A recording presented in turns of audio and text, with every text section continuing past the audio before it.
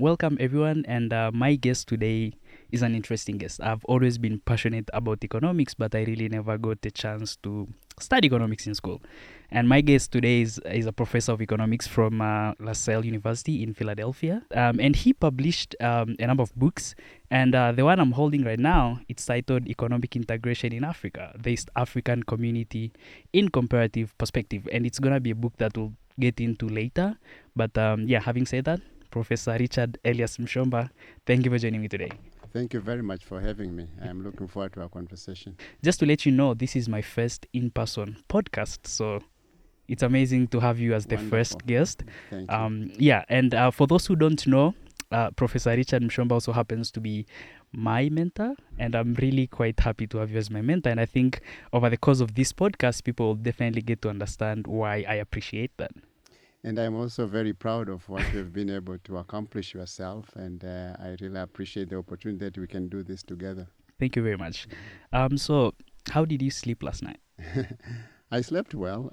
I went to bed a little late because there was a game, the UEFA Nations League, and Germany was playing England. So I watched the game. And so I think I went to bed later than I normally do, close to midnight. Oh, wow. But I slept in. I slept in until 8. So okay, that's good. I got so enough sleep. Yeah. compensated for that. Yeah. That's amazing. Which side were you on? Well, I am not. I liked England, but not that I was against Germany. It's just that I happened to know all the players who played for England because I watched the Premier League. So I was a little bit biased just by knowing the players. Yeah. I mean, that makes sense. And obviously, I would also be on the England side. Okay. And speaking about England, you're a fan of Man City, I believe? I'm not. I probably my team. If I were to choose a team, I would say Tottenham Spurs. Wow. Yeah, but and I'm happy that at least they did well this year to be the fourth team in terms. Absolutely. So they'll be in UEFA. Yeah. That's amazing. That's quite exciting. Because I thought it was gonna be Man City because that's the team that Charles. Charles is a big fan of Man City. Charles is my son, my youngest son. Yes. He's a big fan of Man City. For England, I'm all for Liverpool. Okay. And it's a fun story. You were disappointed. I mean, we watched the game obviously together. absolutely. It was a stunning game, but I was quite disappointed. But hey, at least it's quite an improvement, Yes. At least we had 2 trophies, but I expected we would have added, the EPL and then UEFA, and we lost both. So it was quite a disappointment and a fun story, I'll tell you. Yes. So the reason as to why I became a fan of Liverpool is that my mom bought me a Jay-Z, Steven Gerrard, when I was, I think, in grade Gerrard, 3. Okay. And since then, I became a Liverpool fan. So Gerrard, who is now coaching Aston Villa. yes, and we thought he was going to help us win the Premier League, but unfortunately, things didn't work out quite well. Okay. Well, it is still a wonderful team. Absolutely, I wouldn't argue this that. year, it was very interesting because last year, the winner was known before the last game. Yes. But really, this went down to the last minute to know who is going to win the Premier League. When Klopp arrived, he said, give me at least 4 years to win the first trophy, right? And when I was reading your book, and it seemed like most African leaders were actually over-optimistic of what they could achieve in few years, right? And so first of all, the EAC the first one was formed in 1967 and then collapsed in 1977. That was almost 10 years only. And you also wrote a couple of reasons as to why it collapsed. Yes. But why do you think most of the times African leaders are over-optimistic on what they can achieve? Well, I think we need to put a little bit of a background to this. Okay? Yes, that would be important. Since you're talking about economic integration in Africa, and so let me start by saying, if we were to think about development strategies for African countries, and there could be many, but certainly one that will always be included is about economic integration. The reasons are somewhat obvious. African countries, except for Nigeria and South Africa, are small in terms of their economic size. So you need to integrate in order to make your market bigger. When you do that, it is easier to invite investors to say, when you come to my country, let's say you come to Tanzania, you are not only going to sell in Tanzania, but you are going to sell to the whole of East African market. community. Yeah. And that allows producers to take advantage of what is called economies of scale. Economies of scale is a situation where by expanding your production, you reduce your average cost, your per unit cost. And if you're going to take advantage of that, which means you're going to produce more, you need a big market. Also, it also helps producers to learn from each other in a big market. So one can understand why you need economic integration. In terms of being too optimistic, it is the nature of, if you may say, leaders, not only in Africa, but probably when you look in this particular issue, you'll say more in Africa. Because if you look at the East African community, and you mentioned the former East African community lasted only 10 years. Now, if you want us to talk about the reasons why I think it collapsed, we can go back to that. But the optimism which is seen in the current East African community, but also in other economic blocs, first of all, optimism is not a bad thing, I should say, to begin with. That's true. But when it becomes a problem when the targets are not realistic, or they don't take into account the prerequisites that would be needed for you to achieve that goal. So just very quickly, if I may, for example, the East African community is scheduled to be a monetary union, to have a monetary union next year in 2023. And there are certain prerequisites before you can actually have a well-functioning monetary union. Monetary union meaning that you will have a single currency, just as some of the EU countries. And there are certain macroeconomic variables, if you want, one has to look at, and have them converge between all these countries before you can actually get there. Now, it is rather too optimistic when they say that it will be achieved in 2023. And in my opinion, if they force it, if they say, okay, well, we just have to do it because we said it will be, I think it would be a mistake. So the optimism, in my view, is just not looking carefully at the prerequisites that are needed for you to achieve a particular goal. And speaking about having a single currency, East African community had that, right? And it was called the East African shilling. And later on, after countries started getting independence, each country, well, led by Tanzania, wanted to have their own currency. So had they not changed, right? Had they wanted to stick with the East African shilling, would that have changed things? Well, it is hard to say. Because, and here, we cannot discuss this without also talking about why the former East African community failed. Yes. You see, first let me just go back. When Tanzania got independence, the president of Tanzania, who I respect very much, Julius Nyerere, he was so much, he wanted so much the East African countries to be integrated that he was willing to postpone the independence of Tanganyika. To wait for Kenya and Uganda so they got independence together as one country. Yes. For various reasons, that did not work. And when each country was, of course, independent, and immediately their economic philosophies and systems appeared to be very, very different. Kenya remained pretty much a capitalist country, a market-oriented country. Tanzania started to build socialism. And ujamaa. Ujamaa. And Uganda was somewhere in between. That alone made it very difficult to economically integrate. And then along the way, not so much along the way, if you look at the colonial history, the British really took Kenya as their colony, as part of their country, if you will. And therefore, they didn't expect to leave Kenya. They had a lot of investment in Kenya. in terms of infrastructure and industry. And industries. They didn't do the same for Tanganyika and Uganda because, Tanganyika was quote unquote given to England, to Great Britain after World War One. And they were supposed to simply take care of Tanganyika until it was ready for independence. So they knew it was temporary. So when you are holding something, knowing that it is just temporarily, you're careful about the investment. Yeah, exactly. So because of that, when the former East African Community was established, both Tanganyika and Uganda felt that Kenya was benefiting the most. I don't remember the statistics right now, but I think maybe, again, this is something I don't have the numbers in front of me, but probably 75% or even more of the exports within the East Africa were from Kenya. So Tanganyika and Uganda were not happy with that.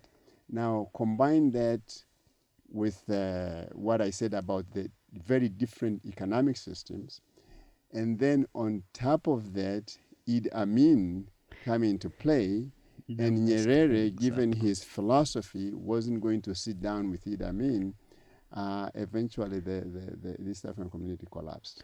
And you quoted Nyerere in your book, and you said that he said he wasn't going to be able to sit across the table with Idi Amin. It makes sense why both Uganda and Tanganyika were not quite happy, and because Kenya already had a head start, right? They had massive industries and infrastructures, as you said, so it would make sense why over 75% of the export from East Africa came from Kenya, and why other East African countries wouldn't be comfortable with it, especially with them being in a union and a common market, because Kenya would have an added advantage compared to the other East African countries. Yes. And speaking about Nyerere, I was discussing earlier today with my friend, and we are trying to think of, with regards now to economics, right?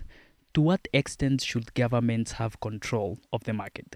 Because that's exactly what happened in Tanganyika when Nyerere became the president. The government had almost 100% control of the market. And I think in some ways that led to Tanganyika being slow catching up with Kenya, because for him, he wanted nationalization of all the industries. But to what extent do you think governments should have control over the market? Because as an entrepreneur, obviously, you need to have some control over the market, unless otherwise, if the government has total control, then that's when things such as nationalization or socialism come into play, and you really don't have that much power.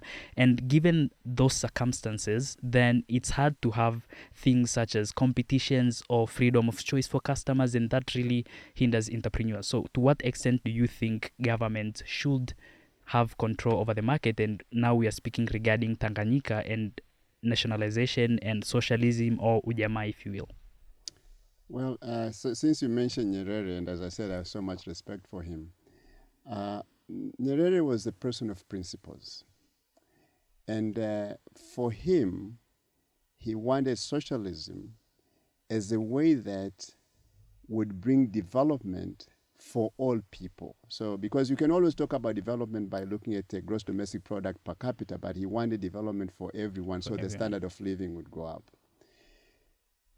Notwithstanding his absolutely wonderful intentions, socialism, the way it was being practiced, had its own deficiencies and weaknesses, which really appeared very quickly.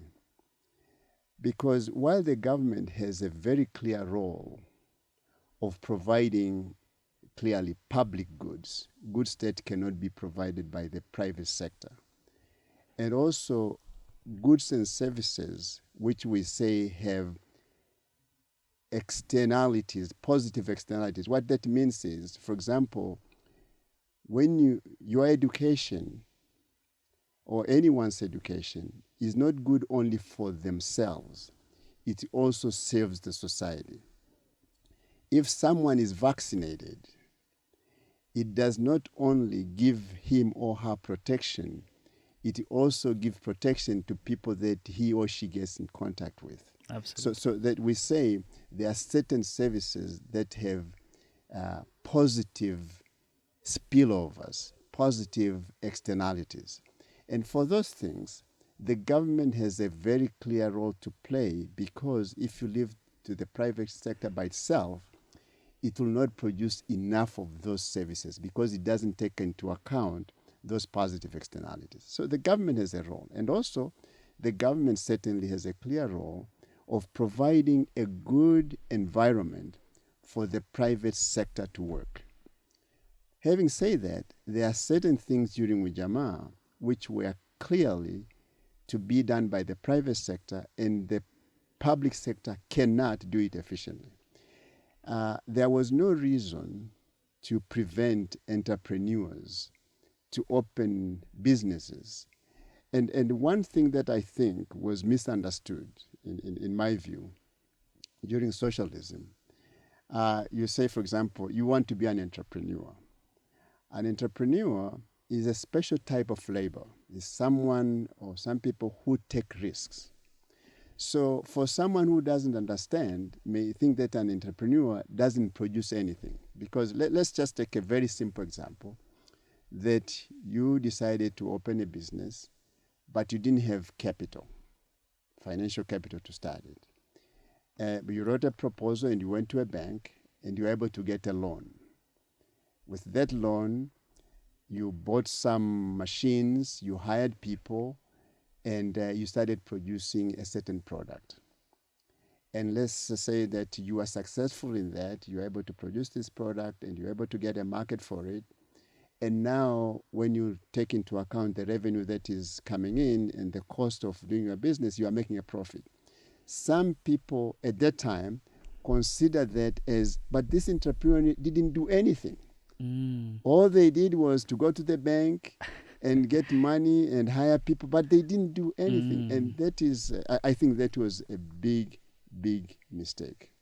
And in fact, some people whose houses were nationalized, that was the argument that was used, that they didn't do anything. They just went to the bank, they had money, and they built this house. And now they are making money. If one understands that, and I don't know the statistics in the in Tanzania, but I know a little bit in the United States, maybe 5, at most 10% of startup businesses succeed. So a lot, we happen to see the entrepreneurs who were successful, but there are a lot who were not. So it is this thing we really didn't understand. Now, of course, now we are, Tanzania is a market economy, and I think the government is doing its best to enable the private sector to do it. I think there's still more that I think could be done to support the private sector, but certainly we are moving in the right direction.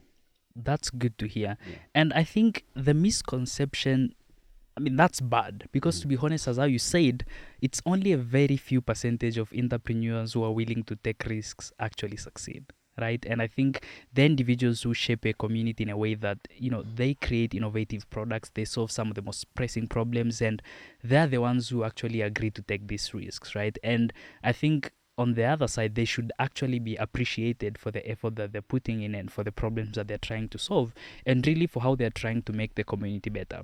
Speaking about Nyerere, I actually admire him a lot. And I listen to him a lot, and I read a lot about his works and what he has been doing. And sometimes I even try and find the books that he was reading and try to read them too. Yeah. So he's someone that I really appreciate and I really have huge respect for. One of the things that I liked about nationalization and Ujamaa was that some of the products that are important to every country, such as clothing, was among the things that Nyerere pushed for them to be manufactured in the country.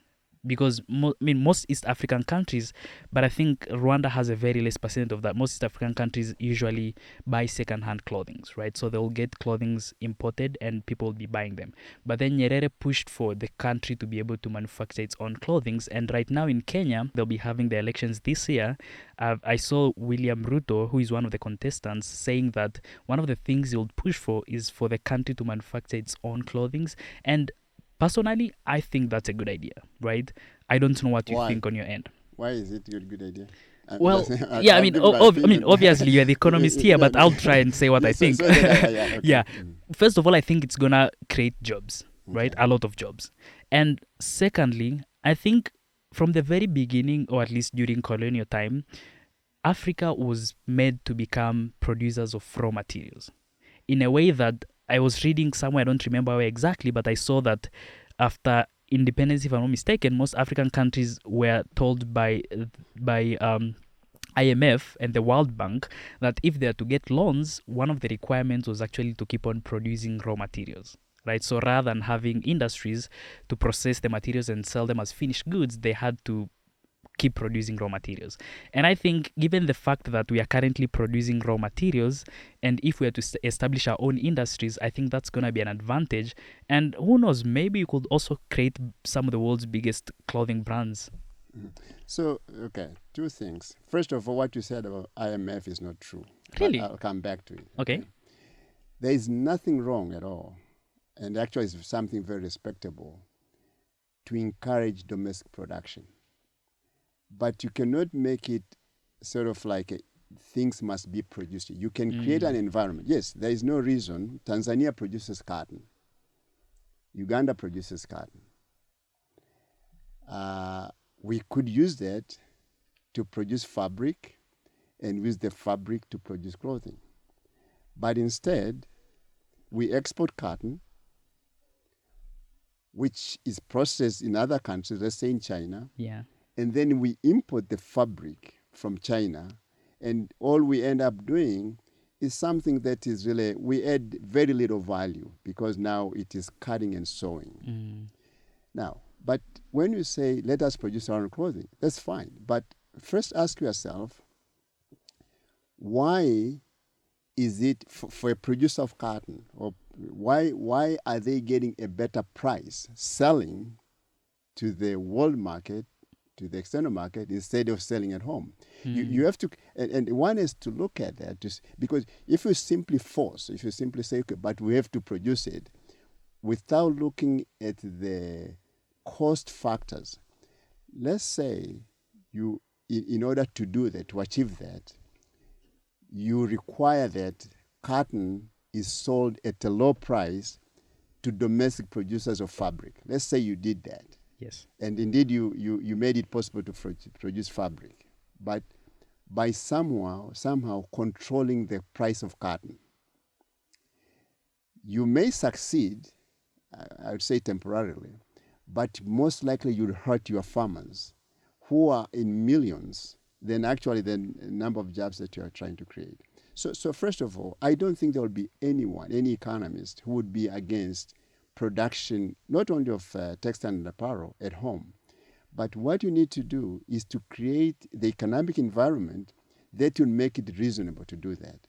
When Tanzania did that at the time, you could hardly find any clothing in the market. And when you found something, they were all of the same kind. And I remember, because I was old enough that people didn't want to buy them. And therefore, and the government, the way it forced people to buy it is that, let's say there was something else that you really wanted to buy, like, whether it is a piece of clothing or something completely different. Then in order to push this product that no one wanted, you say, okay, if you are going to buy this, you must buy this as well. Oh. That is how they sold certain things that had no market. Really? Yes. Wow. And this is not something I read in the book. You were there. Yeah. So one has to be careful. I don't think, again, I want to emphasize, I don't think anyone is against developing countries adding value to what they are producing. But how you create that environment so that you don't hurt some of the people that you want to help. I've given an example of cotton farmers.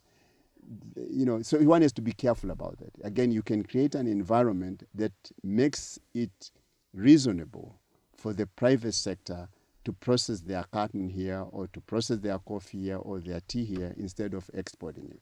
But not just making some policy that you cannot export cotton. As an economist, I would say that is a bad policy, because it's going to hurt farmers. And regarding the IMF, the IMF, this comes under what is called structural adjustment programs. Okay. Yes.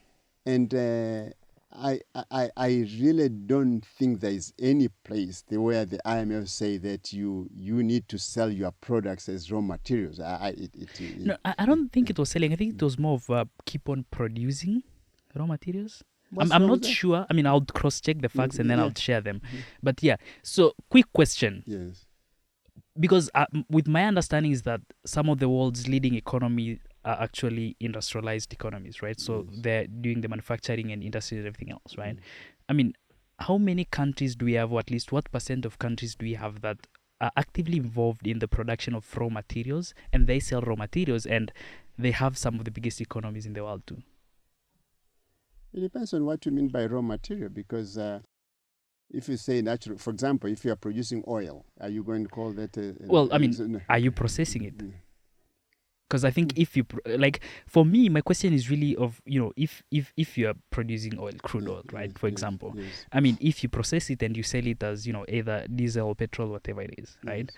I mean, so what economies that are biggest in the world, and for them, what they do, they'll just drill the crude oil and then sell it, and then have other countries process it. And So let me come to the crust of your question, because and it's not related. I'm not trying to avoid the question, but I think it is. I have to be very clear that not only that I'm not against countries processing their materials. Not at all. Actually, they should do that. And actually, I've written a number of things. In other words, we shouldn't. I've used cotton as an example. Even if you look at cashews, they are exported at a very raw level instead of even just adding value a little bit. So adding value to your raw materials is critical, is important. The question is how. What I as an economist, what I would not support is forcing the price of those materials to be low in the country so that processors can afford to buy them. Because when you do that, you hurt the farmers. A really good example, again, this is something that I saw with my parents, your grandparents, your grandparents. For example, and it may be still the case now, during, I don't know if the Ujamaa period, for every commodity, for every raw material, there was a parastatal, let's say Tanzania Coffee Authority. There was Tanzania Tea Authority, Tanzania Cotton Authority, and so forth. Okay, and these authorities were both what we call monopolies and also monopsony. I think we understand what monopoly is. Monopsony is a situation where there is a single buyer of a product. Not a monopoly we use in terms when there is a single seller. But monopsony is when there is a single buyer. So this paradox, to use coffee, you as a farmer could only sell your coffee to the Tanzania Coffee Authority. Moreover, Tanzanians in general don't drink coffee. Now it is changing a little bit, but almost, certainly, maybe 95% of coffee was exported. So you as a farmer, if you had coffee to sell, you had to sell to the Tanzania Coffee Authority. So it's to the government? Yes, you could say. The government parastatal, government authority. And they set the price. Wow. And the price, and you don't have anyone else to sell it to. And the price was very small compared to the world price of coffee. So actually, my PhD dissertation was on coffee smuggling. Like literally, I tried to do an empirical work to determine how much coffee was being smuggled from northern Tanzania into Kenya. Into Kenya. And the reason is both countries produce the same variety of coffee in the northern, the coffee Arabica. And the price of coffee in Kenya was maybe 3-4 times higher than that in Tanzania at the time. Okay? So what would happen is a farmer a farmer in Tanzania, even in your area, Sino, Yeah. okay, there are these middle people. So instead of selling to the Tanzania Coffee Authority, they would sell to a middle person who would smuggle it into Kenya, sell it to a Kenyan farmer. So imagine how Kenyan Wow. farmer, okay, and so Okay. and everyone gets their portion, and the Kenyan farmer is able to get money. And it was very interesting from empirical work. I'll come back to the why we are talking about it. Yes. Empirically, because you could determine how many coffee trees were in Tanzania and how many coffee trees were in Kenya. And somehow, yes, there is a margin of error. When you look at the amount of coffee that Tanzania was exporting officially, and the amount of coffee that Kenya was exporting, Kenya was exporting more than what it could have produced. But so now the point is this. Let's say Tanzania was trying to do that in order to buy a lot of coffee here at a lower price in order to process it. Because you want to add value. Yeah, exactly. But when you do that, by lowering the price of the producers of these raw materials, that is not good. So I completely not only advocate, I want countries to process their raw materials the best that they can, but not by setting price limits on the prices of raw materials. I don't know if in other words, I can make it so cheap for you to buy cotton within Tanzania because I want you to process. Like I'm supporting this, Kiltex, whatever, I'm supporting this Kiltex, so I'm making the price of cotton low, so you can buy it and process it. And I say, we have produced a fabric, we have produced clothes, and therefore we have built factories. But in the process, you have had this farmer who would have gotten a better price if he or she exported their cotton. That to me would not be the way to encourage domestic production, domestic industrialization. Yeah. Wow. And speaking about adding value, so when I was reading your book, I realized that Kenyans would actually buy onions from Tanzania, onions that were not well packed, and then they would go pack them well and then export them as their own. So I think, do you think over time, will East African countries be able to catch up to Kenya and the economy? Oh, yeah. First of all, they are. I mean, they are? I think even if you look at where Kenya was 10 years ago and where Tanzania is, they are catching up very, very quickly, and it's scaring Kenya a little bit. But and also catching up isn't necessarily a bad thing, even for Kenya or Tanzania for sure, because it's not that when Tanzania is closing the gap, Kenya is standing still. Yes, absolutely. So closing the gap doesn't that Kenya is necessarily losing anything. And especially when it comes to trade issues. One thing that we emphasize, trade is not a zero-sum game. A zero-sum game is a situation where for you to gain, I must lose. You must lose. But that's not the case. For trade, actually, both countries gain. The amount of gain to each country can vary. In other words, maybe the trade may create a pie of a certain size. Now, how that pie is divided, it depends on many factors. But Kenya, for example, should not be concerned that Tanzania or Uganda or Rwanda is catching up. It should only be concerned if Kenya was standing still. Tanzania had the late President Magufuli. Of course, he made a lot of changes to policies and almost everything across the border. And, well, in as much as, of course, there are people who agreed with him and there are people who did not agree with him, right? And there are statistics that were pointed out during his time, and later on, they came to find out that, or they at least said that some of the statistics were not correct, such as, Tanzania moving to a middle-income country, right? And then Samia Suluhu came in right after the death of the late President Magufuli, and almost instantly changed everything, right? So it's like almost changed all the policies, and because, for example, Magufuli wasn't traveling across. I think he only traveled to Kenya and Burundi during his 6 years, right? And then Samia Suluhu came in and she said, well, she had to travel to at least reestablish or strengthen the relationship that Tanzania had with other countries, right? I mean, are these policies in what to what extent are these policies affecting the country? And because one could point out and say, well, seems like she just nodded and moved on, but necessarily didn't agree with what was going on, right? So when she came into power, she probably had to change almost all things across the border, right? So is she leading Tanzania to the right way? Well, it's a very broad question, and I don't think I can answer it, the way you put it. But let me just go back a little bit. In terms of the difference between leaders, first there is a simple aspect of style. People Leadership style. because leadership style. Okay, and then there is also now difference in perspective.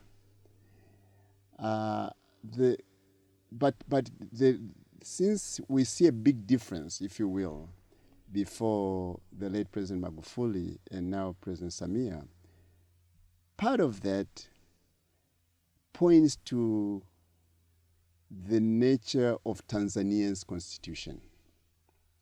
In my view, my personal view, the executive branch has too much power.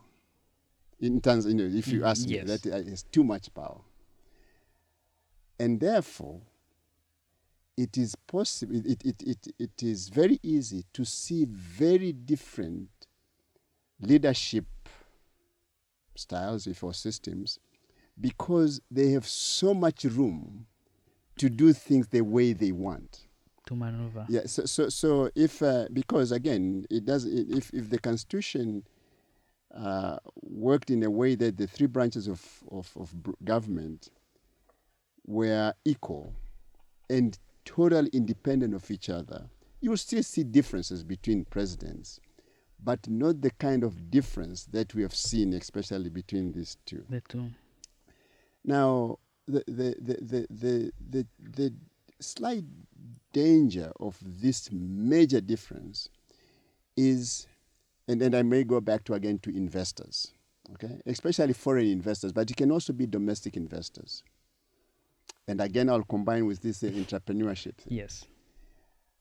An entrepreneur or an investor, even when they are successful, they are not necessarily going to be successful within a year or two. And in fact, there are some investments where someone does not expect to make a profit in 5 or 6 years. So they have to look in the long run to say, especially for those businesses where the fixed costs, the startup cost, takes a big portion of the total cost. So you have to produce for a long time before you start making profits. So when you are making a decision as to whether to invest in Tanzania or someone else, you have to have some certainty about the reliability of the investment policies that are currently there. So when you have major shifts in the outlook of the leaders, it may make investors a little bit concerned. So they may say, for example, I think it is very obvious, President Samia has been very open and he has traveled the world. He went to the United States, literally herself inviting investors and saying that her government is providing an environment that is welcoming investors. Yeah. And it is true but an investor may also say, okay, this is the current situation. But what happens if the next president, and he or she can, change everything, make things difficult? Exactly. Now, should I then invest thinking about 10 years, or maybe think of just say an investment which can maybe get me a good return within a year or two? So that is where it can make a difference in terms of long-term planning. A country has to show some consistency in policy. And as I said, the current our current constitution, it depends. I don't mean to say that the president has unlimited power, but they have a lot of power that can change things very quickly. In a snap. Yeah, and that is usually, it scares investors. Yeah, and speaking about her traveling and welcoming investors, have you been able to take a look at the Royal Tour? Brief, not the whole thing, okay, but it is very impressive, and there's Prince Samia, and I like her language. She's just very easy to listen to, and especially when she speaks in Swahili, I just love to hear. Oh yeah, I mean, she has a very good Swahili, and so I think it's just wonderful to hear. I think it will. But one thing we have to know, especially knowing a little bit my experience in the United States, people plan their vacations maybe a year ahead, sometimes even 2 years ahead, especially if it's a vacation with family. So people should not expect, because of the Royal Tour, for example, this year, yes, that will see a big jump in the number of tourists. And even if we did, I doubt that it would be because of the Royal Tour, maybe for a few. But I think, say next year and, years after that, we'll see an increase, which I think can be attributed to the Royal Tour. Yeah. Well, that's it, guys. Don't expect to see an influx of tourists, at least this year, maybe next year.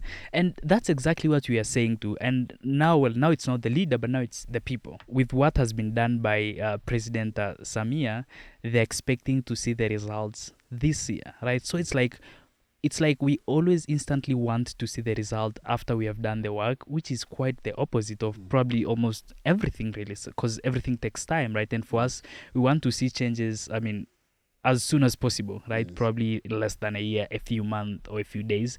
And that's really not possible. When you speak about reality and yes, but for some things maybe you can. Yeah. For something, for example, even I think you know this. Under President Magufuli, the Tanzania Revenue Authority did things very authoritatively, and you could say more forcefully, even though they are following the law that you have to pay these taxes. But later on, we learned situations where maybe someone was not necessarily even avoiding paying taxes, but was not able to pay taxes, and then they were penalized in a way that actually they end up closing their businesses. So, but that changed immediately. And actually, President Samia used the language, say, okay, but you don't want to kill the cow that you are milking. And I think she used that exact expression. So there are certain things that you can change immediately.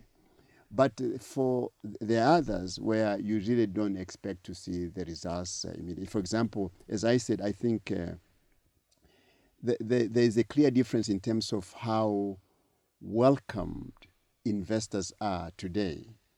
But it doesn't mean that you are going to see an influx of investors right away. Right away. And this is a tricky thing for politicians sometimes, because they may do something good, but actually the results may come after their time in power. Now, of course, President Samia, she'll be here hopefully for a while, but that is sometimes a mistake that.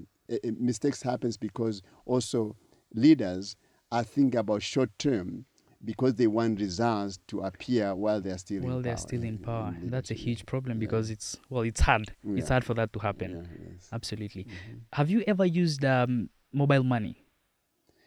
Well, it depends on what you mean by money. M-Pesa in Tanzania. In Tanzania. Well, not directly. Not directly. I see someone like you. And Okay. But in the US, yes, I did. Yeah. Oh, okay, great. Because I think it's an innovation that has really shifted things, yes, right? And I think most African countries are now adapting to it.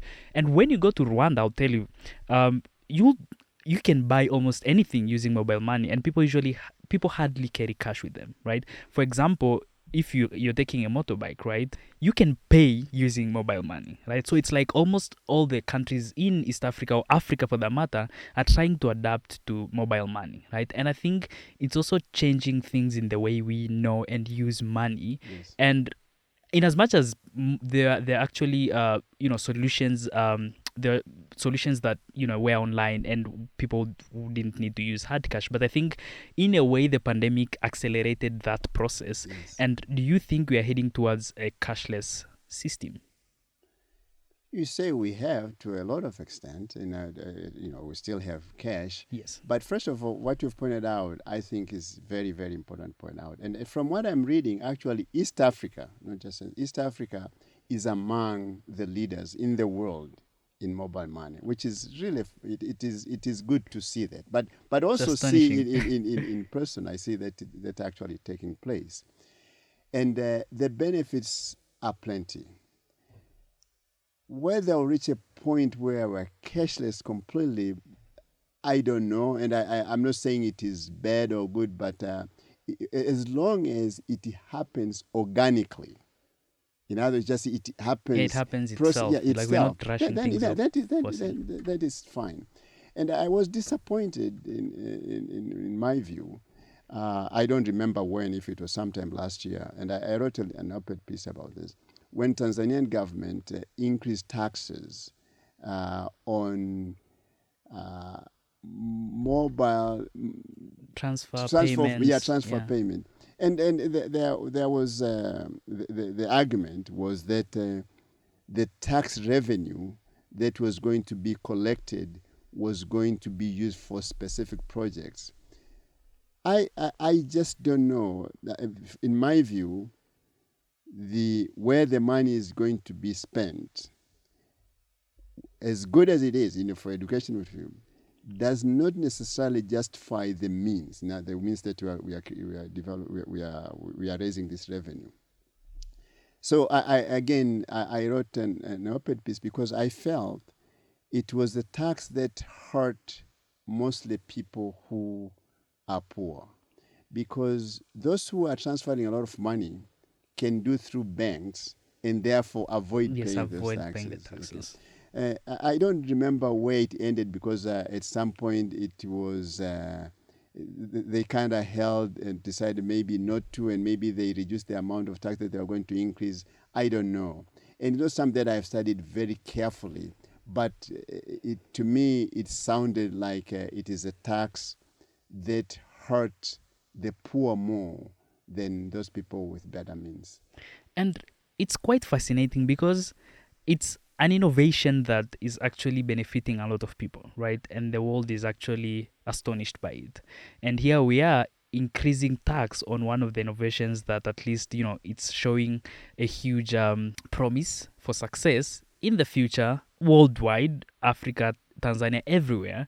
And then now we are starting to increase tax such that individuals who were normally using the service as much as they possibly can start reducing that because of the taxes. I don't think... Well, from some, I can understand from the government's perspective, not that I think it's a good thing, because there are some taxes which are very easy to collect. It is so easy. obvious. It's very clear how much you have sent and how what much the they taxes. can tax you. So because when collecting taxes, one thing that the government also takes into account is actually the cost of collecting those taxes. Oh, okay? And this one has no cost. It hardly any cost, because you are collecting this amount of revenue, but also you have spent, I don't know what percentage of that just collecting it. This is very, very, as you said, the cost is almost zero.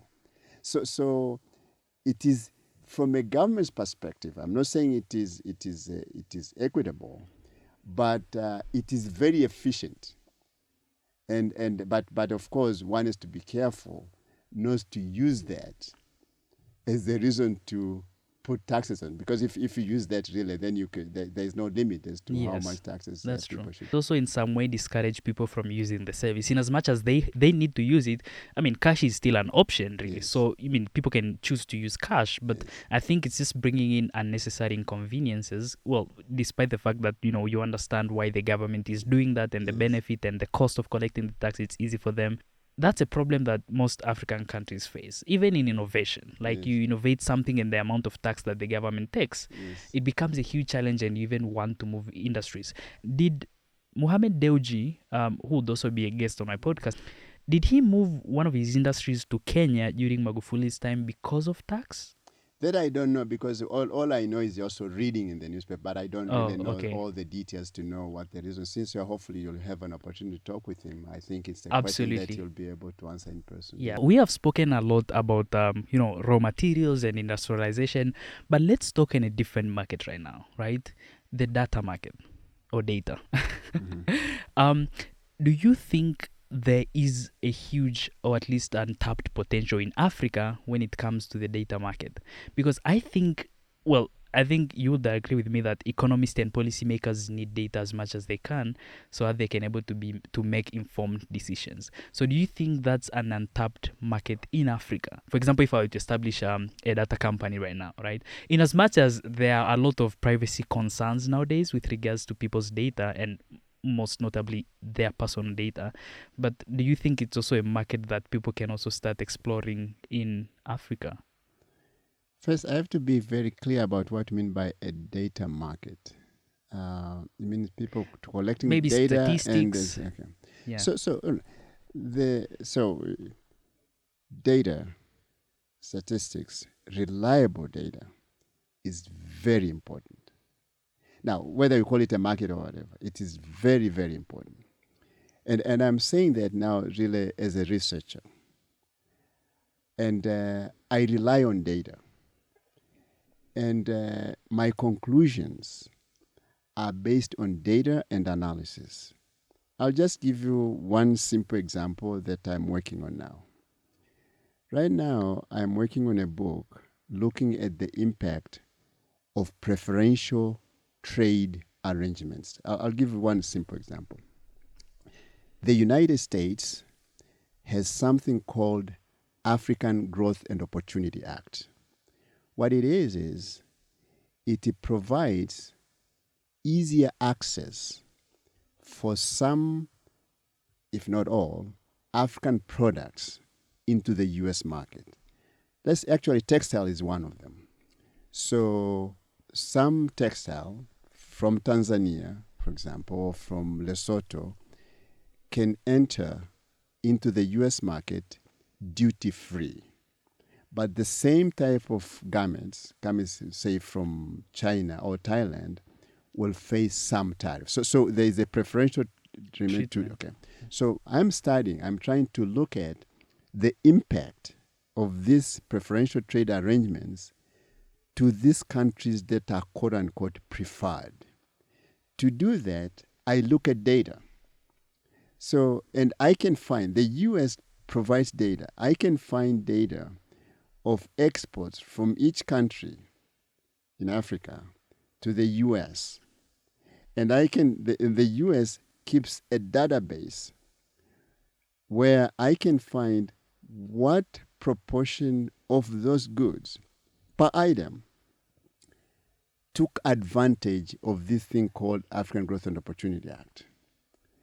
Now, if they, and of course, that plus many other things that I'm going to look at, eventually will enable me to say, okay, well, Tanzania, you are able to take advantage of this thing called AGOA. Or if you are not, I can try to figure out what the reasons are. I'm talking with some businesses actually in Tanzania now who are exporting that. But without data, and if data is unreliable, there are chances that you are going to make conclusions based on wrong data or with no data. As a professor, I supervise students with their research papers. And the first thing that we try to tell a student is, say, okay, here is a project that you are looking at. Which sector or which country are you studying? And do you think you will have access to reliable data? And sometimes that in itself becomes a barrier to conducting research. Now, all countries are getting better and better. But I think there was a time here you couldn't use data unless it was provided by the government. By the government, yes. And I don't really understand why that is the case. Now, moreover, there's some data that you can only get from the government. That is fine. But private sectors can produce very reliable data as well. Now, I don't know what the fear was, but that in itself makes a researcher be afraid to even look at the data, because if I'm going to rely just on government data that's provided by the government, and governments can be biased, so are my conclusions going to be worthy? So yes, the importance of data, reliable data, cannot be overstated. Yeah. I also encountered that challenge when I was working on some of my research in university, because you can hardly get data. It's very hard. Like, it's a very complicated process, and sometimes it will even frustrate you. If you're conducting a certain research, I mean, you'd probably first have to go and find the data on your own, really, because you'd hardly find it online. And I think it's one of the areas that we need to improve greatly, because data is becoming more and more and more useful as the world progresses. And we have spoken a lot about the US. And recently we have seen a lot of trade happening between Africa and China. And we have come across a few instances, such as the ones in Uganda, where they were saying that the Ugandan government was not able to pay the loan, and China wanted to seize their only international airport. And we had also seen people speaking about the port in Mombasa, which was almost going to be seized by the Chinese because of the loan that China had given to Kenya, and it seemed like Kenya could hardly pay that. Well, now you'd have to correct me with all this. But yeah, so China is making a huge investment in Africa, and at the same time, it seems as if African countries have put some of their most important natural resources as collateral for the loans that they are taking. Do you think Africa might be heading towards neocolonialism? Well, neocolonialism is a term that is used very broadly. So one can always say any aspect of dealing with another country is a form of neocolonialism to a certain degree. But regarding China, I'll say two things. Before China became an economic power, African countries and other developing countries depended mostly on Western countries for their loans for development projects, either from the United States, or from the European countries, or from the World Bank. And let me use this opportunity to clarify a little bit between the distinction between the World Bank and the International Monetary Fund, and then I'll go to your question. International Monetary Fund is usually gives short-term loans. Like, a country may find itself really having problems with their balance of payments, and some that they can be fixed maybe within 3-4 years, and therefore they take a short-term loan, and IFM provides that. The World Bank gives loans for big projects, and those loans are paid back in 20 to 30 years. Okay, and before China, you can only go either to the World Bank or to these Western countries to get it. So China has given an alternative. So, okay, you know what? If I cannot get it from there, I can also get from China. And it creates a little bit of competition, yes, which is good for countries that are looking for loans. That's fine. Okay. Now, so as far as that goes, China, I think it's welcome to be a source of loan. There are many stories about China and why people should be worried about it.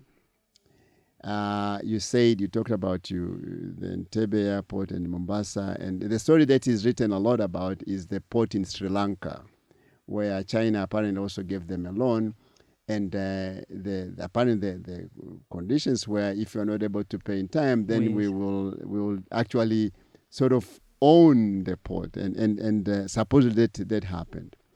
But without even talking about the specifics about these examples, yes, for me personally, I don't blame China. It is not their responsibility to worry about our situation. If those things actually happen, it is the and if there is anyone to blame, then it is our leaders, not China. China is doing something for its own interest. And if they can take advantage of it, good for them. I'll say, okay, we have people who can read contracts, who can understand them, and who know what is in it. So we are beyond the time where we don't have our own people, our own experts. Where I say, okay, maybe I signed something that I didn't know exactly what I was agreeing. We cannot use that as an excuse anymore. We have people, very learned people in Tanzania and all African countries who understand what is in those contracts. So if then we are accepting something that we know is not good for us, the blame that maybe China put pressure on us, I don't accept that. It is our problem. Now, one thing about big contracts, one thing that has happened, they've been very secretive. So people don't know what is in the contract. And you just hear when there is some type of a problem. Now, also, and this is not unique to African countries, there is room for a lot of corruption for big projects. And again, I'm not saying something unique to African countries. The reason is rather very simple. You are dealing with millions of dollars, if not billions of dollars. So if you have a corrupt person involved or corrupt persons involved, even if they are promised 0.001% of that to them, it's a lot of money. So and again, I have to be very clear. I'm just talking about the nature of those projects. So there is no reason why we cannot have contracts that, yes, could be good for China. There's, again, as I said, these things are not zero-sum games, but also good for Tanzania and doesn't put the country in a very high risk where we start talking about what people are talking about with respect to Entebbe. So I come back to put the responsibilities to ourselves. And therefore, if anything were to happen, if these stories are true, the way they are being told, again, from my perspective, the problem is not China, but us. It's on us. Yeah. And now, here's where it gets interesting. So you said that the problem is on us and that our leaders understand what they're signing into, right? But as how we pointed out earlier, the power with which the president of Tanzania has, right? Well, they have the opportunity to make, decisions that can benefit them, right? And Africa is corrupt, like almost everywhere, right? And the corruption is really, really huge, right? So in as much as they have a huge amount of power, to what extent are we able to hold them accountable for such actions, right? So if for example, they take loans and they don't use them as how they're supposed to be used, right? With the power that they have, do we really have the ability to hold them accountable for that? Because it's the masses that are really suffering. Well, again, it depends on who is to be held accountable. Now, if it happens, some African leader, and there are African leaders who are corrupt, and in many cases, in those situations, the president has almost 100% power, and therefore they do things with impunity. No one can bring charges against them. But again, that has to do also with the democracy and the power that the other branches of government have. In situations like that, as I said, the executive branch is literally everything. And maybe that would require then the constitution to change, but for that to change, they have to cooperate. And also, very few leaders would accept a change in constitution if the new constitution is going to reduce their power. And so now we get sort of in a catch-22, if you will. But there are checks and balances that can certainly be used. To just use an example, okay? Yeah. There's something called government procurement process. Not only just for big projects where you want to build an airport or a port, okay? But even, let's say, you are buying earth-moving equipments, things that you use to build infrastructure, and you're going to spend millions of dollars to pay them. There are, and this certainly, I know it is in Tanzania, we have it in Tanzania. There are processes where people who want to sell you that make a bid for that. And if it is done in a truly competitive way, and you as a buyer, you know the qualities of what it is that you are buying. So you are actually able to make comparisons. And sometimes this can be blind bidding, so it doesn't, but sometimes can be open. And and this is actually something I've studied a little bit in my second book, which was Africa and the World Trade Organization, because the World Trade Organization was trying to have an agreement with respect to government procurement, that all countries agreed to certain policies. Yes. But a number of developing countries didn't want that, and therefore it never happened. It is just a group of countries that have their own agreement. But those are processes that can put checks and balances, which you may not be able to eliminate corruption altogether, but it certainly reduces significantly. I would say we can talk. You know about Uganda. Rwanda. Yes, Rwanda. Yes. Rwanda has been very successful in fighting corruption. If you look at corruption perception index, this is something that is produced by a non-government organization. Rwanda has improved significantly in the last 10, 15 years. Again, I'm not talking about the leadership, the political part of it, but just in terms of the practice part of it. Yes. So it can be done by building good checks and balances where someone with authority to check actually also have authority to report and will feel comfortable reporting Doing the that. truth. Yeah. Mm-hmm. Yeah, you are correct. Rwanda, and I was also reading your book, and I think these statistics were, in 2015, and out of the, now we have increasing number of East African countries, but Rwanda was the first one, and then followed by, I think Botswana is. Botswana. I'm speaking about East Africa. Oh, yeah, but Rwanda is in its own category. By far, absolutely. Within East Africa. And it's true, because given my experience being in Rwanda for almost 2 years right now, I've never experienced corruption in any sort of way. Not myself, but even people around me, or just being able to see it. Yeah. And I think partly because, first of all, they're transparent about it, and the fact that almost everything is digital right now. If someone has to pay a ticket, let's say for speeding, they would actually have to get a receipt and pay with it. They can even do mobile money payment, right? So being able to give money to people, for example, traffics in Tanzania, where they would stop and walk with the bus driver behind and have a conversation and use words such as sijala leo, meaning I haven't had lunch, right? As how you referred it in your book too. I think that way it also creates an environment for that to prosper and keep on progressing, and people hardly report it, so that's also a problem. And speaking about the countries, or the number of countries in East Africa community, one of the article that you wrote was pointing out that probably it's not the right time for the East African community to admit Congo into the community, right? And apparently, it has already been admitted. And we have been hearing about the problems happening between Congo and Rwanda, with, and the presidents having to meet and all this stuff going on. To what extent would East Africa have to go to be able to solve probably the mistake that you think they made by admitting DRC right now? Well, I'll have to even go back a little bit.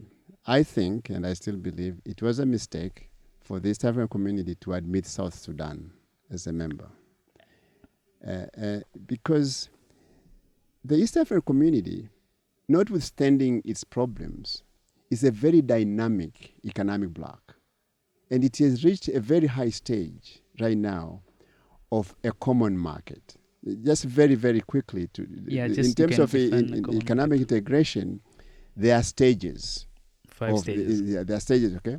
So the very basic stage is this, what is called a free trade area, where member countries agree to reduce trade barriers among themselves, but each country is independent in setting its own trade policies with non-members. Yeah, external. So and a free trade area, if now again, East African community is above that level. But if it were, Tanzania could not tell Kenya how Kenya should deal with Morocco or some other country. But they can just agree with each other, but each country is independent.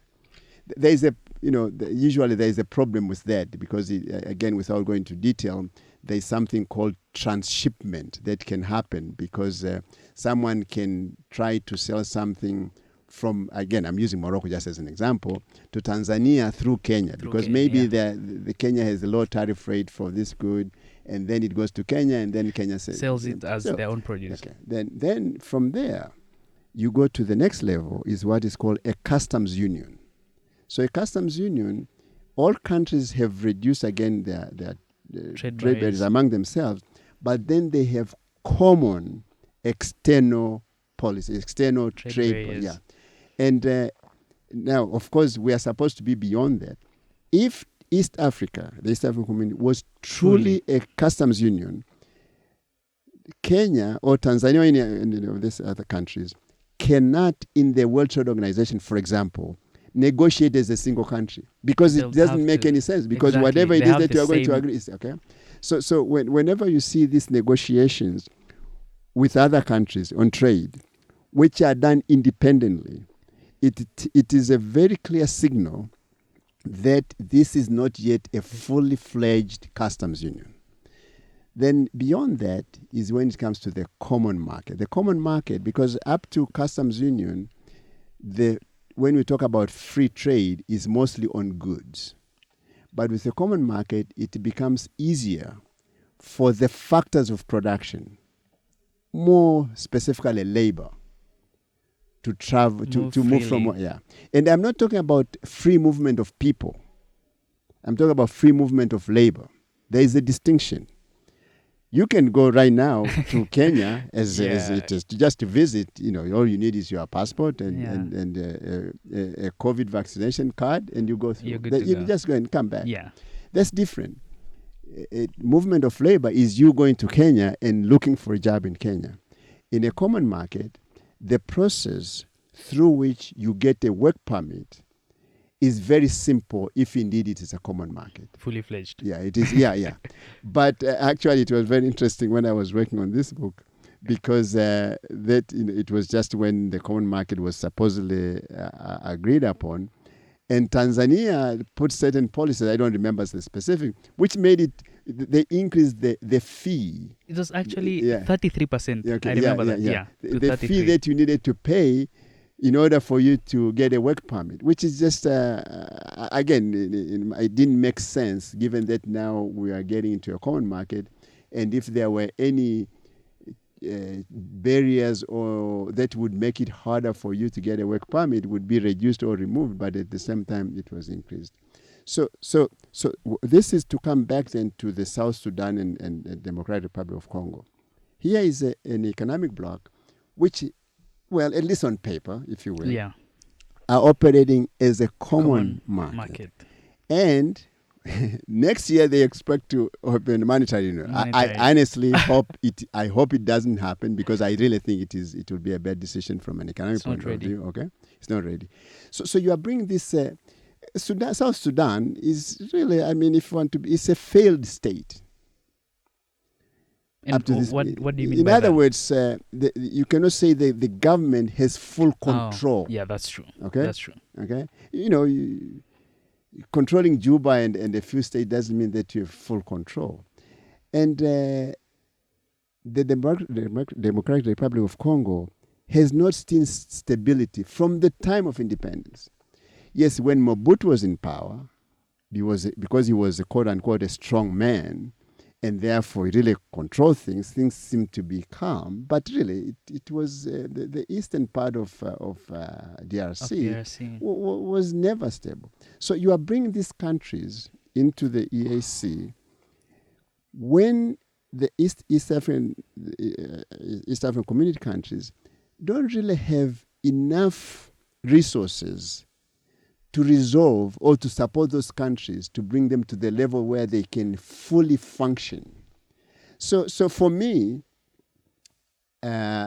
maybe not knowing what is going on between leaders.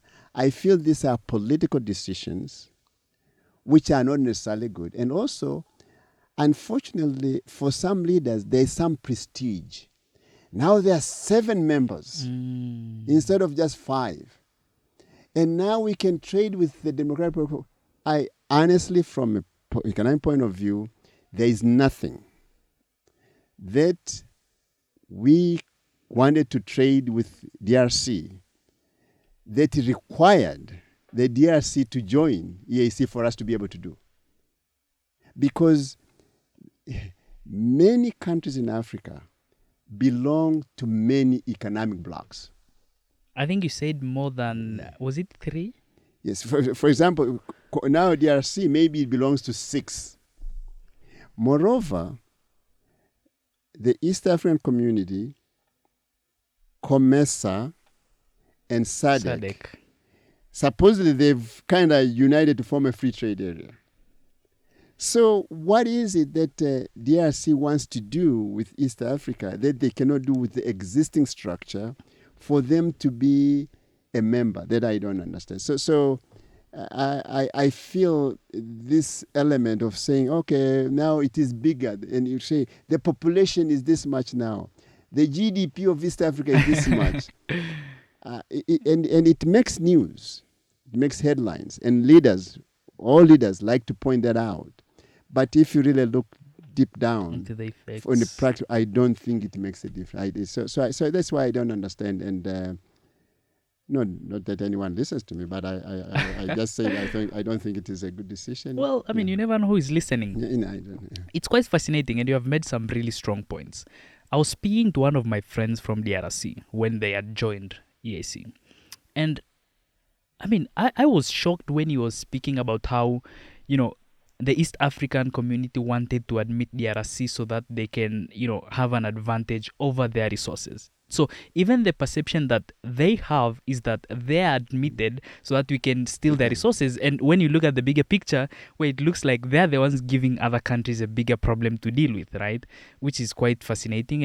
And given the fact that we are now in the common market. And still, it's not a fully fledged common market. At least it's on paper, but when it's impractical, like it's not the reality out there. Let's say you are in the board of advisors for the East African community, right? And now we are speaking about the common market, and now we are moving to the common currency. What would you advise to be some of the ways that the East African community can ensure that it becomes a fully fledged common market before they can even start thinking of moving to the common currency? Well, actually, fortunately, I have sort of an answer to that, my answer, because I was in Rwanda in 2018 at a conference which was organized by the United Nations Development Program.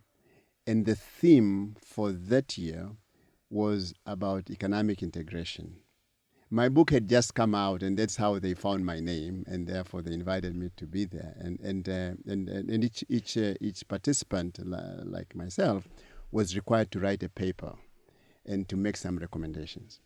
But in this kind of settings, you have to really condense to make one recommendation, because you cannot make 10 recommendations because many other people are speaking. Also.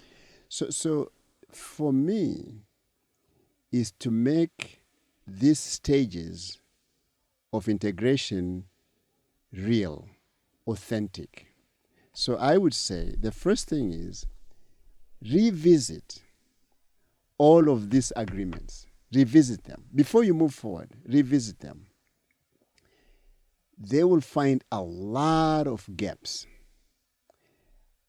The East African community is not even a fully fledged free trade area. Let alone a common market. Well, and that's the first step. That's the very first step.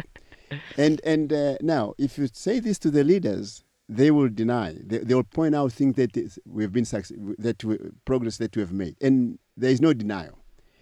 The East African community today, compared to 15 years ago, has made a lot of progress. So that is so. But those are two different things. By pointing out things that we have not done, we are not saying that we haven't made progress.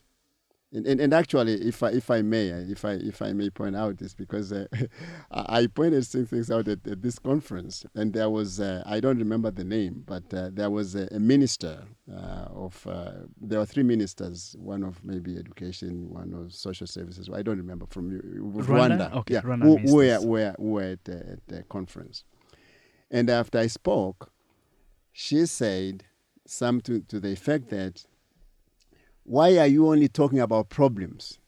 Why aren't you pointing out the progress that we have made? And she listed a number of things that, which were all truthful, things that we have done as African countries.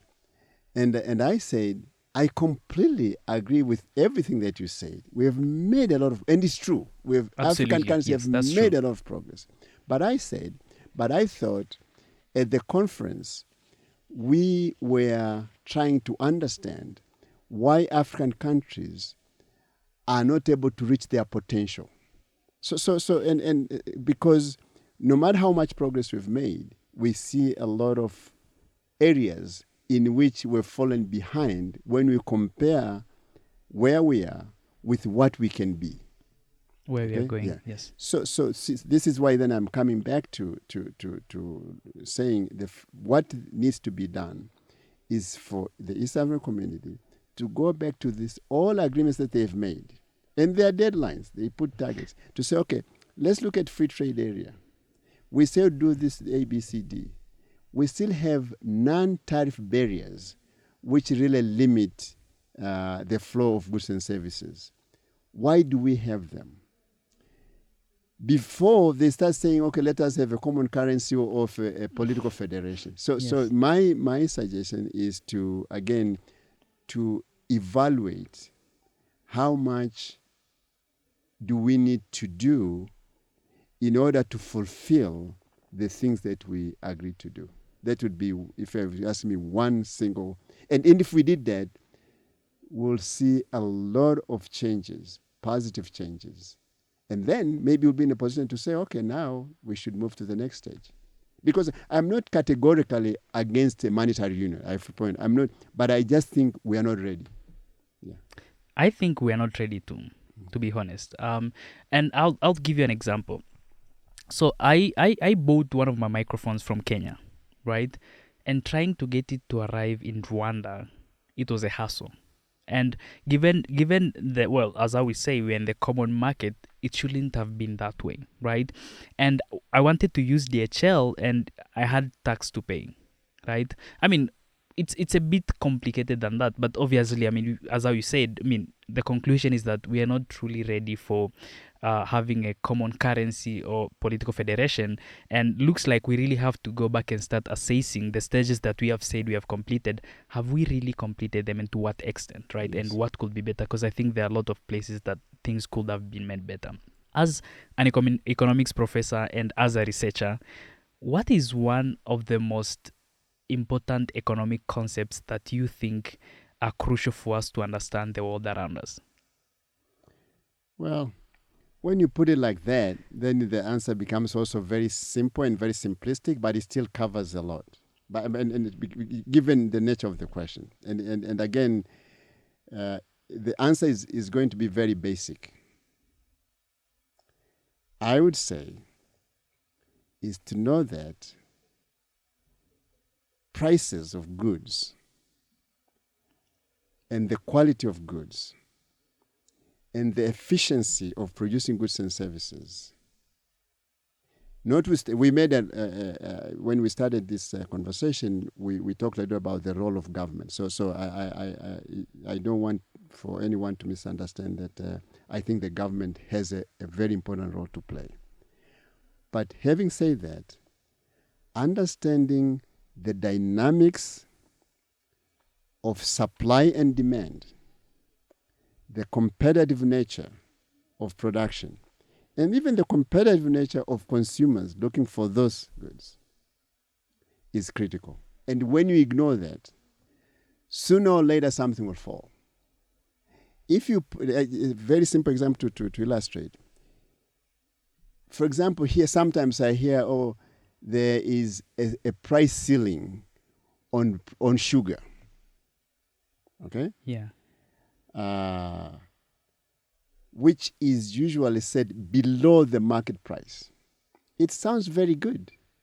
It sounds like you are really caring for people who cannot afford.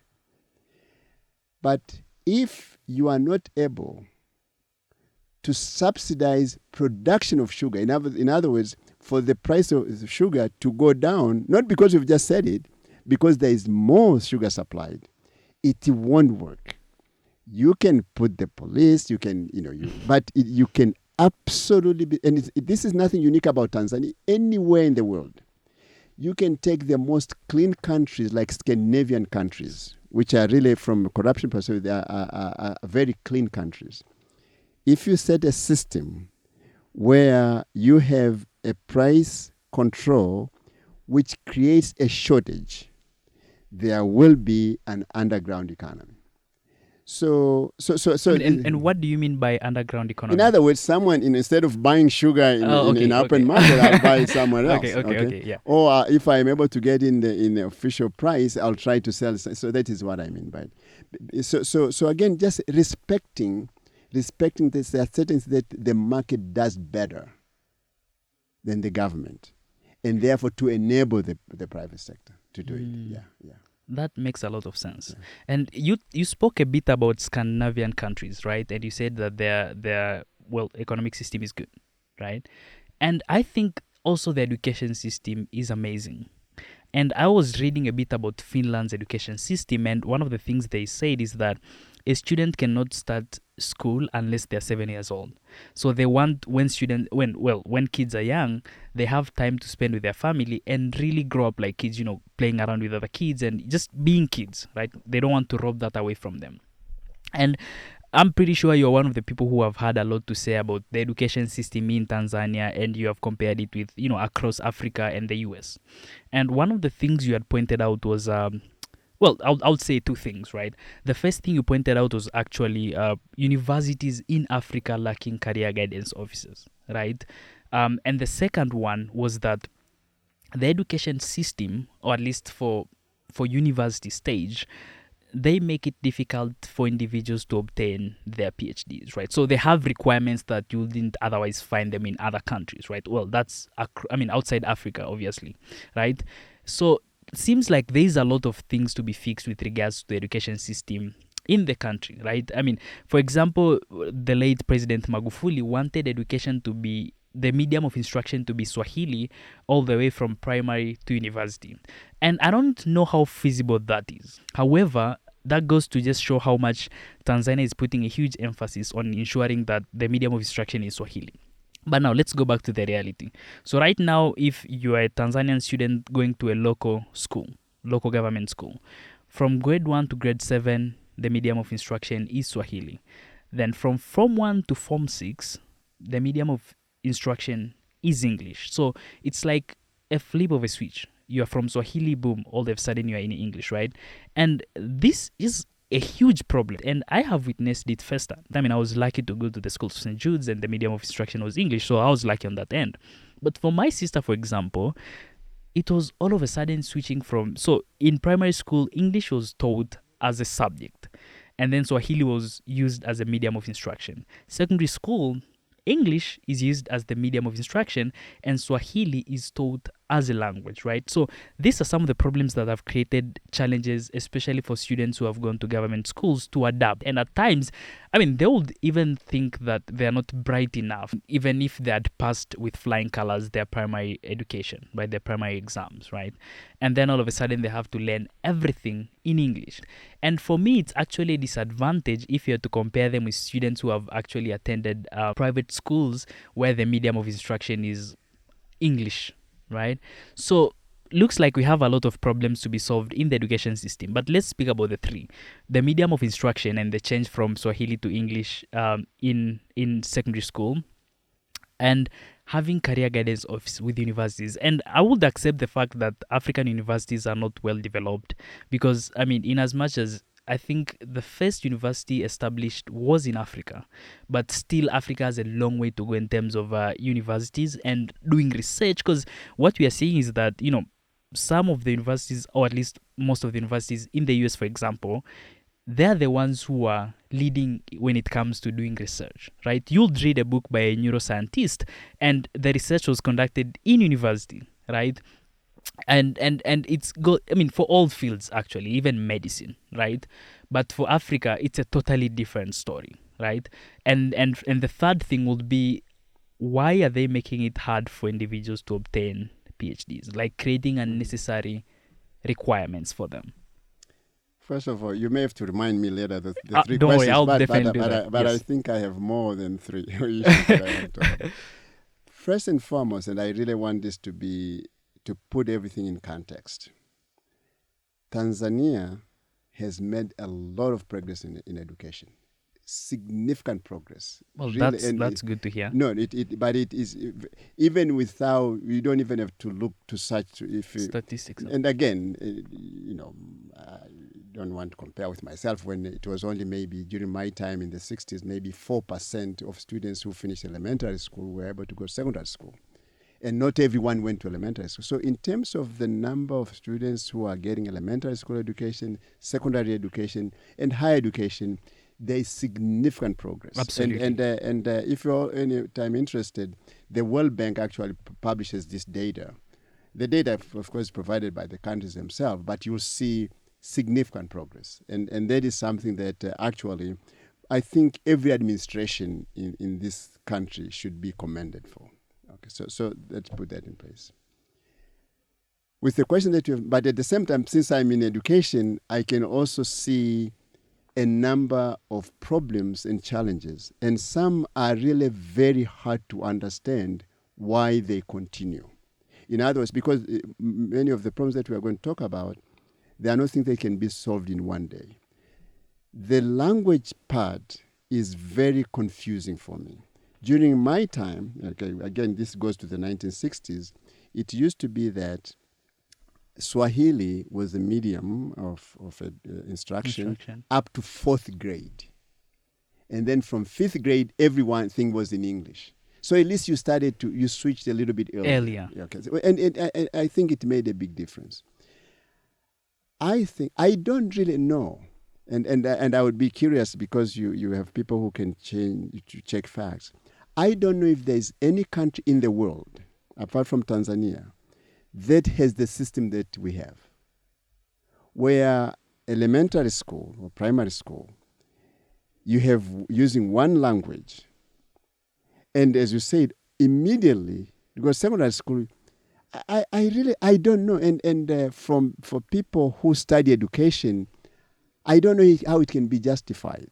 It doesn't make sense. I'll use the example of my own children, if you will. Of course, they went to school in the U.S. And all of them, from kindergarten to 8th grade, because their primary school goes to 8th grade, they studied Spanish as a subject. The way someone here in a public school would study English as a subject.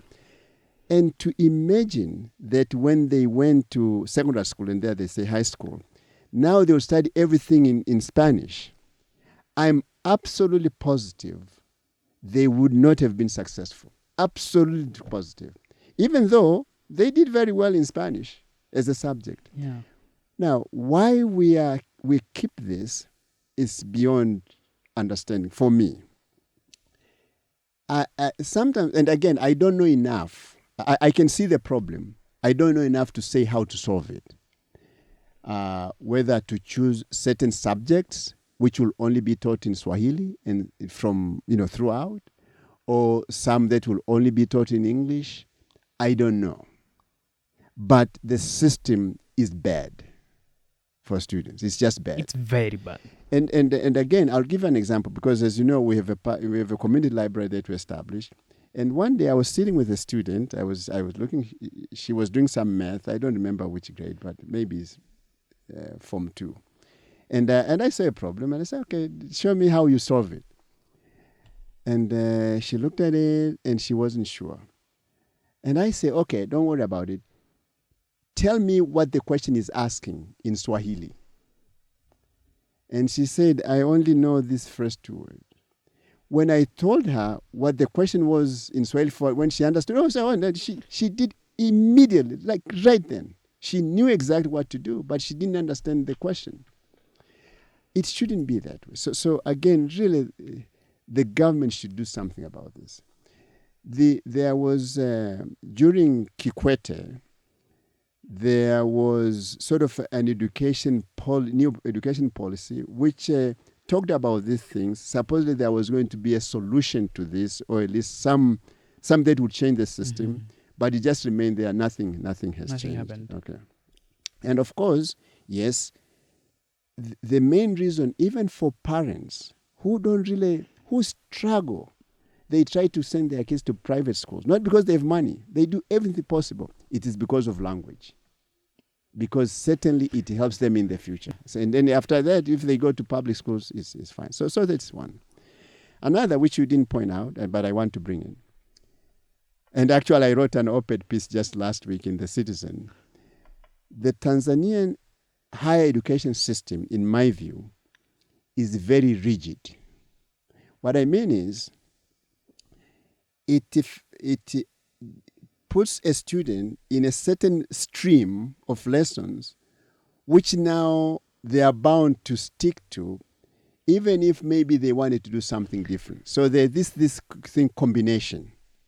You have a certain combination. And because of that combination, these are the only thing that you are going to be able to study in college. And interestingly, if I may interrupt, No. You are actually, it's the government that chooses what you can study. So like when you take, let's say, science subjects, right? Let's say physics, chemistry, and mathematics. Okay, after you graduate, there's only a fixed list of options you can choose from. And then it's not only that, it goes even further, that you can choose what you want to study. 3 options. You submit them, and the government chooses what you have to study. Yeah. So and you see, so there are 2 things that are related there.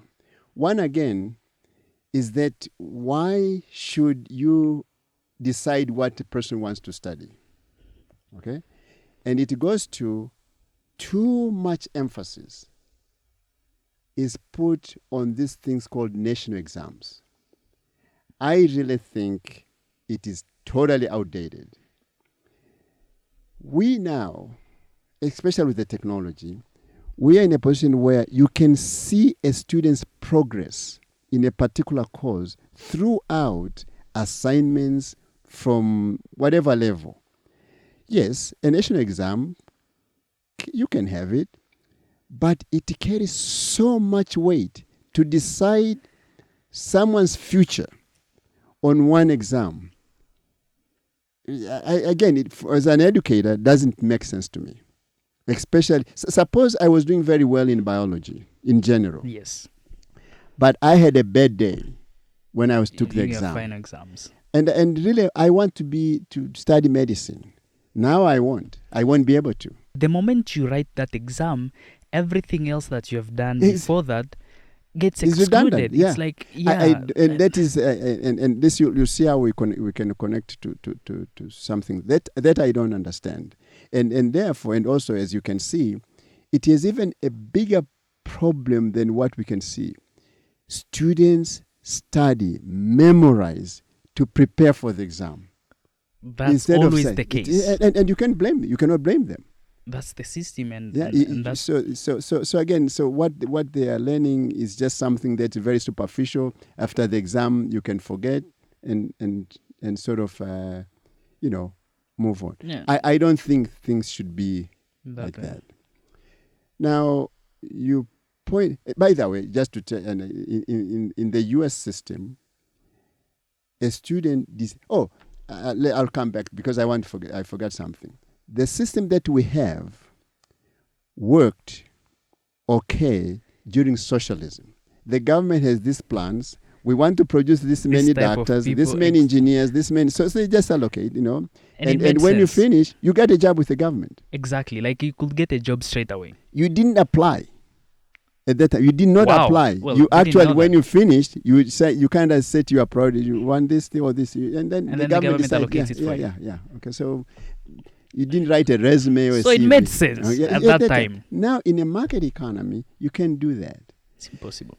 So I was about to say, in the U.S., students come to college most of them don't know what their major is going to be.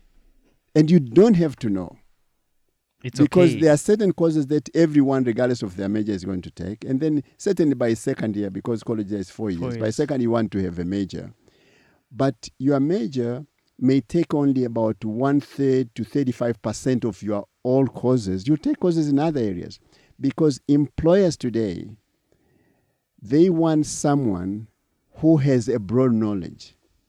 Yes, if you're an accountant, you want to know how to do accounting, but I want to know that you can think, you can write, you can speak. do. Yeah, so all of those things are part of what employers want. Now, going to your question about career, okay?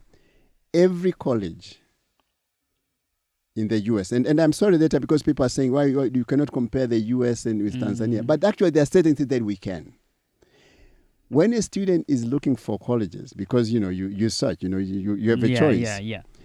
One of the things, especially parents look and says, what percentage of your students who graduate get jobs right away? Oh, and there are statistics. You talk about data. Yeah, absolutely. Every school, there are people calling data. Say, okay, this percentage of students get jobs within, say, 5 months or 6 months of graduating. And they even point out to the companies that they work. Yeah. So every college has a career planning office, which helps students in writing their CV, looking for internships, and looking for jobs. Before COVID, it is very common for every semester to have at least 2 days where you invite potential employers, companies, hundreds of companies, to come to your college. And pitch. They bring... No. They set tables. Oh, so yeah, people, yeah. So actually people are going to talk with them and looking for jobs. So you invite them.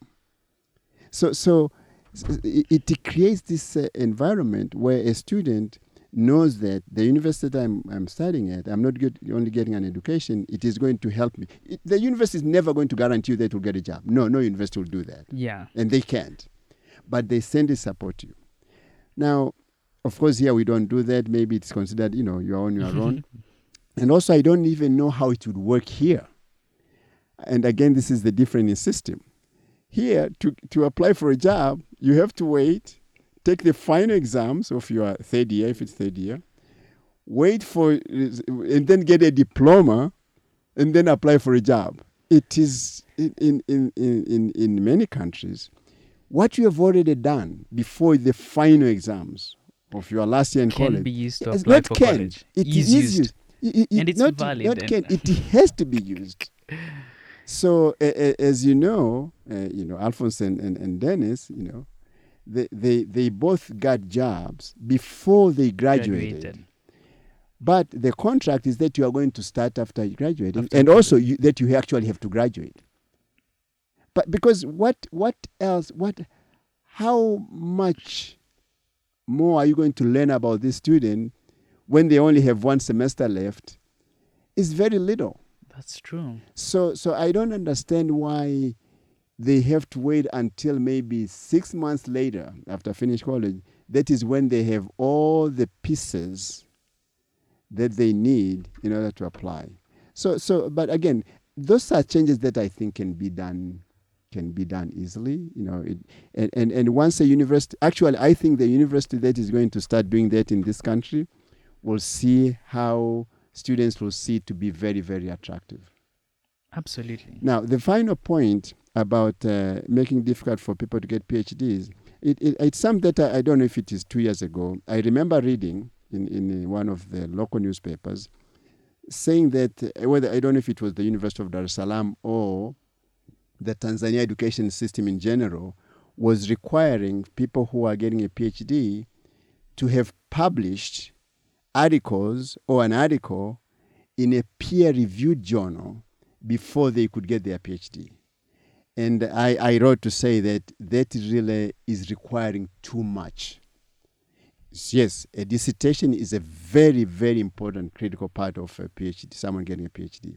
But to require that they have published several articles in peer-reviewed journals is asking too much, and even universities like Harvard would not ask for that. Yeah. Well, I mean, that's quite interesting. I mean, given our education system and their requirements, Apples and oranges. Yeah. Yeah. Well, thank you so much for sharing that. I mean, for me, as I said earlier on when we started this conversation, I have always wanted to take an economics class. I never got the chance, but I think for me this was a chance to actually get an economics class, and Very you know, good. in university, because you're a professor and you know you do research and you have a huge understanding of things and how economies works around the areas, and especially the East African community, because that's where your research has been based. And it has been quite a pleasure having this conversation with you, speaking Thank to you. you, and I really appreciate it. And I hope even others outside would also, I mean, learn a lot of things even about their countries, because most often they hardly get to learn about their countries because even the books that we are using, they're outdated, right? But now we at least can speak of things that have been happening currently and really try and look back and see how things link. It's been a pleasure. Same here. Thank you so much. Thank you very much. Okay. This was amazing. Thanks. Great.